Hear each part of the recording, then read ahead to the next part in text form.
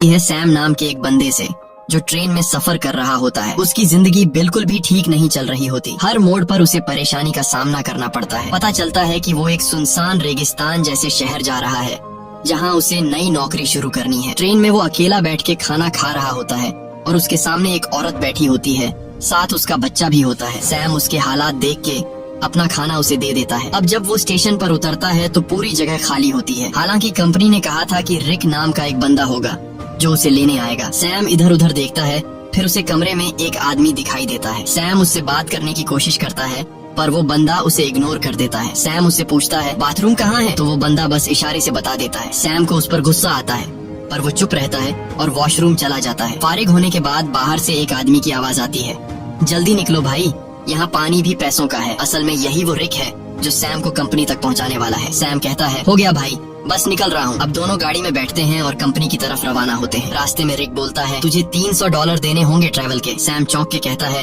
यार कंपनी ने तो कहा था $200। रिक गुस्से में कहता है अगर 300 दे सकता है तो ठीक, नहीं तो उतर जा। सैम सोचता है कि कोई दूसरा रास्ता तो है नहीं, तो वो मान जाता है। थोड़ी देर बाद गर्मी बहुत ज्यादा हो जाती है। सैम एसी ऑन करने की कोशिश करता है। रिक तुरंत गुस्से में कहता है हाथ मत लगाना एसी को वरना इंजन बैठ जाएगा। अचानक गाड़ी का टायर पंक्चर हो जाता है। रिक खुद कुछ नहीं करता और सैम से कहता है चल टायर तू बदल। सैम मजबूरी में टायर बदलने लगता है। इसी दौरान वो देखता है कि एक कुत्ता दूसरे कुत्ते को मार रहा होता है। ये देखकर सैम बहुत ज्यादा डर जाता है। रिक आता है और कहता है ओ भाई कांप क्यों रहा है, ये होता रहता है। फिर वो जख्मी कुत्ते को खुद मार देता है ताकि उसे और तकलीफ ना हो। सैम बड़ी मुश्किल से टायर बदलता है, फिर दोनों वापस गाड़ी में बैठते हैं। रात को फ्यूल भरने के लिए गाड़ी रोकते हैं और वहीं रात गुजारने का प्लान बनाते हैं। दोनों लकड़ियां जमा करते हैं, आग जलाते हैं। रिक पूछता है तू इतनी दूर कंपनी क्यों जा रहा है। सैम कहता है यार जिंदगी बहुत मुश्किल चल रही है, मैं चाहता हूँ किसी का मोहताज न बनूं और मुझे यकीन है कि उस कंपनी में मुझे कोई अच्छी जॉब मिल जाएगी। रिक कहता है तू एक अच्छा इंसान है लेकिन जिस जगह तू जा रहा है ना वहाँ सब खून चूस लेते हैं, सीधा बंदा वहाँ बचता नहीं। सैम कहता है चलो देखते हैं क्या होता है। अगले दिन फिर सफर शुरू होता है। अब सैम ड्राइव कर रहा होता है। रिक सो जाता है। गर्मी ज्यादा होने की वजह से सैम चुपके से एसी ऑन कर देता है। थोड़ी देर बाद इंजन बैठ जाता है। रिक जाग जाता है और सैम पर गुस्सा हो जाता है। ओ भाई मैंने तुझे कहा था ना एसी को मत छेड़। वो गुस्से से गाड़ी से बाहर निकल जाता है। सैम भी उतरता है और रिक से माफी मांगता है।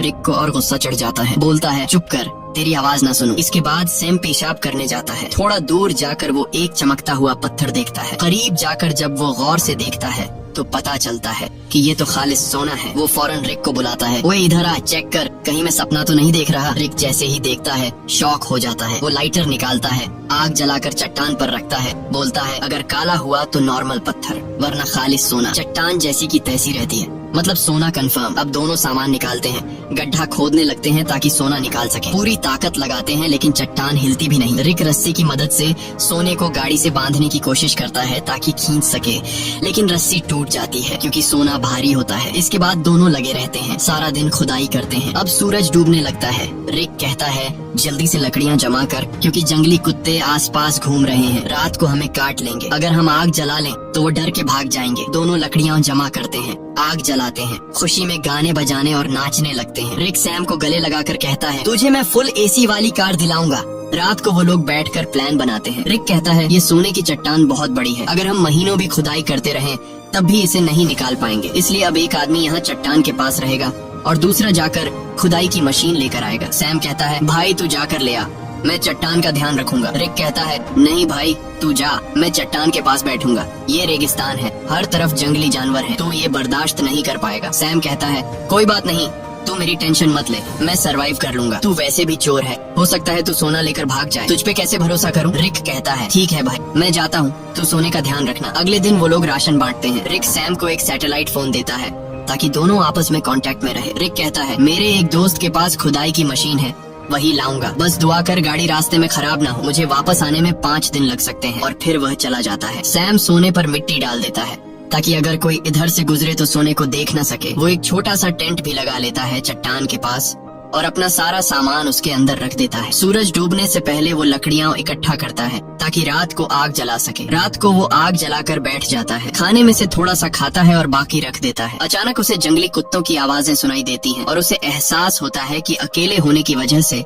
वो आसान शिकार है। वो डर जाता है और चाकू हाथ में लेकर सो जाता है। अगली सुबह सूरज की तेज धूप से उसकी आंख खुलती है। बहुत गर्मी और थकावट होती है। नींद पूरी नहीं हुई होती और सूरज की तपिश उसकी स्किन जला रही होती है। तभी सैटेलाइट फोन की बेल सुनाई देती है। सैम दौड़कर फोन तक जाता है लेकिन कॉल कट चुकी होती है। वो टेंट में बैठा सोने को देख रहा होता है और सोचता है कि सोना बेचकर सबसे पहले एक बड़ा घर खरीदूंगा। फिर सैम पास के इलाके में घूमता है। थोड़ी दूरी पर उसे एक क्रैश प्लेन दिखाई देता है। वो फौरन उस क्रैश प्लेन के पास जाता है और वहीं रहने का फैसला करता है, लेकिन वहाँ से सोने की चट्टान उसकी नजरों से दूर होती है। इसलिए वो प्लेन के कुछ टुकड़े उठाकर चट्टान के पास एक टेंट बना लेता है। सैम कुछ देर के लिए आराम करने लगता है ताकि पानी की बचत हो और थकान कम हो। अचानक बाहर से कुछ ऐसी आवाजें सुनाई देती हैं जैसे कोई सोने की चट्टान चोरी कर रहा हो। वो बाहर निकलता है लेकिन कुछ नहीं होता। चट्टान वैसे की वैसे होती है। वो चट्टान के पास बैठ जाता है। तभी उसे एक आइडिया आता है कि क्यों न चट्टान से एक सोने का टुकड़ा काट लिया जाए। सैम पत्थर उठाकर सोने को तोड़ने लगता है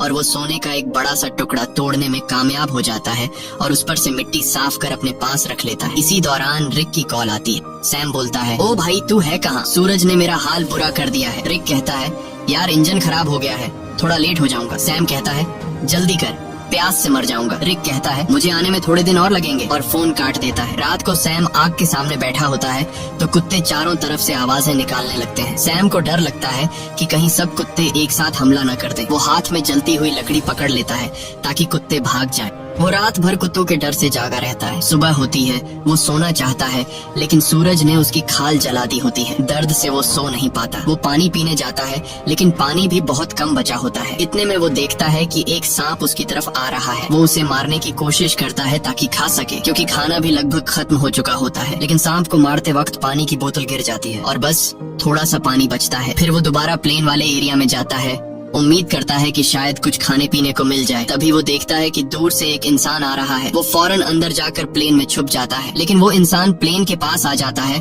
और सैम को बाहर आने को कहता है। करीब आकर पता चलता है कि वो तो एक लड़की है जो उससे बात करना चाहती है, लेकिन सैम उससे बात करने को तैयार नहीं होता। लड़की पूछती है, तुम यहाँ बैठकर क्या कर रहे हो और यही जगह क्यों चुनी? सैम कुछ नहीं कहता, बस चुप रहता है। थोड़ी देर बाद सैम लड़की से कहता है कि वो इस प्लेन में रह सकती है और खुद वहाँ से चला जाता है। लड़की कहती है, तुम मुझसे कुछ छुपा रहे हो। वो सैम के पीछे पीछे चलने लगती है और उसके साथ कैंप तक पहुँच जाती है। वो बार बार सैम से पूछती है, तुम यहाँ कैसे पहुँचे? अब सैम घबरा जाता है। वो सोचता है, इससे पहले कि ये सोना देख ले, किसी तरह इसे यहाँ से भगा दूं। सैम लड़की से कहता है, क्यों आई हो मेरे पीछे? यहाँ तुम्हारी कोई जरूरत नहीं है, तुम्हें यहाँ से चले जाना चाहिए। लड़की कहती है, मैं तब तक नहीं जाऊंगी जब तक ये ना पता चल जाए कि तुम मुझे यहाँ से भगाने की कोशिश क्यों कर रहे हो। जरूर तुम मुझसे कोई राज छुपा रहे हो। उसी वक्त उसकी नजर सोने पर पड़ती है। वो कहती है, अच्छा तो ये बात है, पूरे सोने के मालिक बन बैठे हो, ये सारा खजाना अकेले ले जाओगे? अब मेरी बात सुन, मैं तब तक यहाँ से नहीं जाऊंगी जब तक इसमें से मुझे आधा हिस्सा नहीं मिलेगा। सैम को गुस्सा आ जाता है। वो डंडा उठाता है और सीधे उसके सिर पर मारता है। लड़की वहीं मर जाती है। सैम सदमे में आ जाता है। उसे यकीन नहीं होता कि उसने लालच में आकर किसी को मार डाला। फिर खुद को संभालता है, उसकी सारी कीमती चीजें उठाता है, एक गड्ढा खोदता है और उसकी लाश को दफन कर देता है। कुछ देर बाद वो देखता है कि एक कुत्ता आकर उस गड्ढे से लाश निकालने की कोशिश कर रहा है। सैम भाग कर आता है, कुत्ते को हटाता है, लाश बाहर निकालता है और आग लगा के बॉडी को जला देता है। अगले दिन उसकी आंख फोन की घंटी से खुलती है। सैम रिक से कहता है, ओ भाई तू कहाँ है? भूख से मेरी जान निकल रही है, अगर तू जल्दी नहीं आया तो मैं भूख और प्यास से मर जाऊंगा। रिक कहता है, सॉरी यार, मुझे पता है तू बहुत तकलीफ में है, मैं जल्दी आ रहा हूँ, बस ये जो खुदाई वाली मशीन है बहुत स्लो है, थोड़ा टाइम और लगेगा। सैम परेशान हो जाता है। भूख प्यास से उसकी हालत खराब है, ऊपर से डर कि कोई जंगली जानवर हमला न कर दे। कुछ देर बाद वो देखता है कि एक गाड़ी सड़क से जा रही है। वो सोचता है, क्यों ना सोने का एक टुकड़ा लेकर यहाँ से निकल जाऊं, लेकिन ज्यादा सोने की लालच ने उसे रोक लिया। वो चाहता तो सोने का एक टुकड़ा लेकर जा सकता था जिससे उसकी जिंदगी बदल सकती थी, लेकिन ज्यादा की चाह ने उसे यहीं रुकवा दिया। सैम शाम से पहले रात के लिए लकड़ियाँ इकट्ठा करता है, लेकिन अचानक एक बहुत तेज रेतीला तूफान आता है। वो टेंट की तरफ भागता है, लेकिन तूफान उसका टेंट उड़ा देता है। सैम जान बचाने के लिए इधर उधर भागता है, लेकिन तभी एक पेड़ उस पर गिर जाता है। तूफान रुकने के बाद सैम खुद को मिट्टी में दबा हुआ पाता है और एक लकड़ी का टुकड़ा उसके पेट के आर पार निकला होता है। पर सैम के मन में सोने की लालच इतनी भर चुकी थी कि वो पेट से लकड़ी निकालने के बजाय सीधे सोने की जगह की ओर जाता है। वो चारों तरफ सोने को ढूंढता है और आखिरकार एक टुकड़ा मिल ही जाता है। सैम खुशी से झूम उठता है। फिर वो अपने पेट से लकड़ी निकालता है और जख्म से बहुत खून निकलने लगता है। वो कपड़े का टुकड़ा लेकर जख्म बांधता है लेकिन खून रुकता नहीं। मजबूरी में वो आग जलाकर एक डिब्बे का टुकड़ा गर्म करता है और जख्म पर लगाता है। इससे सैम को इतनी तकलीफ होती है कि वो बेहोश हो जाता है। थोड़ी देर बाद होश आता है। उसे हर तरफ वही लड़की दिखती है जिसे उसने मारा था। अब उसका दिमाग घूमने लगता है। उसे समझ नहीं आता कि ये सच है या फिर वहम। तभी फोन बजता है। रिक कॉल करता है। सैम चिल्लाता है, यार वो लड़की हर तरफ दिख रही है। रिक बोलता है, कौन सी लड़की? देख, किसी को सोने के बारे में पता न चले। अगर किसी को पता चल भी गया हो तो उसे मार डाल। लेकिन सैम की हालत इतनी खराब होती है कि वो किसी को मार तो क्या, अपने पैरों पर खड़ा भी नहीं हो सकता। वो जमीन पर रेंग रहा होता है। जवाब देने की भी हिम्मत नहीं होती। अचानक वही लड़की सामने खड़ी नजर आती है, लेकिन इस बार उसके चेहरे पर कोई जख्म नहीं होते। वो सैम को पानी पिलाती है और मदद करने को कहती है, लेकिन सैम सोने की लालच में इतना अंधा हो गया था कि वो मदद लेने से भी इनकार कर देता है। सैम डरते हुए कहता है, मैंने तुम्हें मार डाला था, दूर रहो। वो बोलती है, बस इतना बता दो, क्या मेरी जुड़वा बहन यहाँ से गुजरी है? तब सैम को यकीन हो जाता है कि ये वहम नहीं है, बल्कि ये उसी लड़की की बहन है जिसे उसने मारा था। सैम कहता है, नहीं, मैंने कुछ नहीं देखा, बस तुम यहाँ से चली जाओ। जिसके बाद वो लड़की वहाँ से चली जाती है। कुछ देर बाद जंगली कुत्ते उसके पास आने लगते हैं और उसे चारों तरफ से घेर लेते हैं। वो तुरंत रिक को फोन करता है। वो रिक से पूछता है कि तुम कहाँ हो, जल्दी आओ नहीं तो ये कुत्ते मुझे मार डालेंगे। वो रोने लगता है। रिक से रिक्वेस्ट करता है कि प्लीज जल्दी आ जाओ, मैं मरने वाला हूँ। रिक कहता है, रुक जा, मैं बस पहुँचने वाला हूँ। तभी अचानक कुत्ते हमला कर देते हैं। एक एक करके सब उसे नोचने लगते हैं। यहाँ हम देखते हैं कि रिक सैम से दूर बैठकर दूरबीन से सब कुछ देख रहा होता है। असल में वो कई दिन पहले मशीन लेकर वहाँ पहुँच गया था और बस वो सैम के मरने का इंतजार कर रहा था ताकि वो अकेले सारा का सारा सोना ले जा सके। जिसके बाद रिक छिपकर खड़ा होता है। वो देखता है कि सैम को जंगली कुत्ते घसीट कर ले जा रहे हैं। तब भी सैम सोने की तरफ देख रहा होता है। जिसके बाद जंगली कुत्ते सैम को नोच नोच कर खा जाते हैं। रिक को जब पक्का यकीन हो जाता है कि सैम मर गया है, वो गाड़ी लेकर सोना उठाने आता है, लेकिन अचानक एक तीर आकर सीधे उसके सीने में लगता है और वो भी मर जाता है। ये तीर चलाने वाली कोई और नहीं बल्कि वही लड़की की जुड़वा बहन होती है।